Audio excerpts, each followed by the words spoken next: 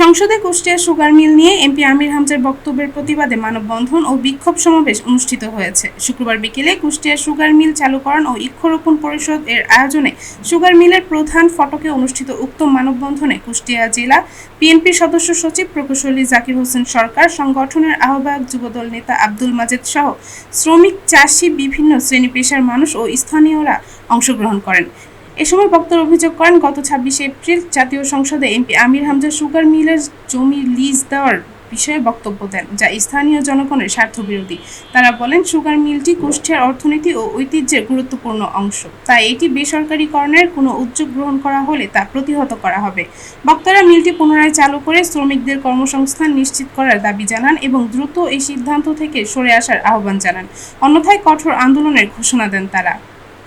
আপনারা জানেন যে কুষ্টিয়া সুগার মিল কুষ্টিয়ার ঐতিহ্যের একটা অংশ। এটা আমাদের আবেগ এবং অনুভূতির একটা জায়গা। বিগত ফ্যাসিস্ট আমলে এই মিলটার জায়গাটা ভাগ বাটোয়ারা করার জন্য সুকৌশলে মিলটাকে বন্ধ করা হয়। ৫ই আগস্টের পরে আমরা প্রশাসনের সাথে কথা বলে, কর্পোরেশনের কথা বলে আমরা মিল চালু করার একটা ব্যবস্থা করেছি এবং তখন শর্ত ছিল মিল চালু করার জন্য ন্যূনতম ৭০,০০০ মেট্রিক টন আখ বন্ধ করতে হবে। কিন্তু আমরা ৭০,০০০ মেট্রিক টন প্রথম বর্ষে আমরা পারিনি। প্রথম বর্ষে আমরা ২,০০০ একর জমিতে আমরা সনাতনী পদ্ধতিতে ৪০,০০০ মেট্রিক টন আমরা আখ উৎপন্ন করার আমরা ব্যবস্থা করেছি।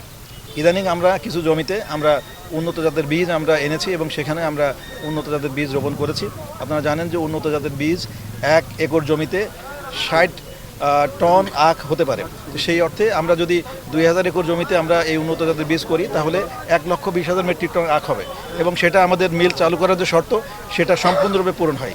উদ্দেশ্য সেটা হচ্ছে যে আমরা মিল আবার নতুন করে পুনরায় চালু করা হোক এবং নতুন বৃক্ষ রোপণ করে কাঁচামাল সংগ্রহ করে সেই কাঁচামাল দিয়ে আমরা এই মিলটাকে আবার নতুন করে চালু করে এদেশে বা এই গ্রামের মিলের আশপাশে যতগুলো গ্রামের বিভিন্ন এলাকা থেকে যে শ্রমিক ভাইরা আছে তাদের দুমুঠো ভাতে কর্মসংস্থানের জায়গা করার, এটা আমাদের মূল উদ্দেশ্য।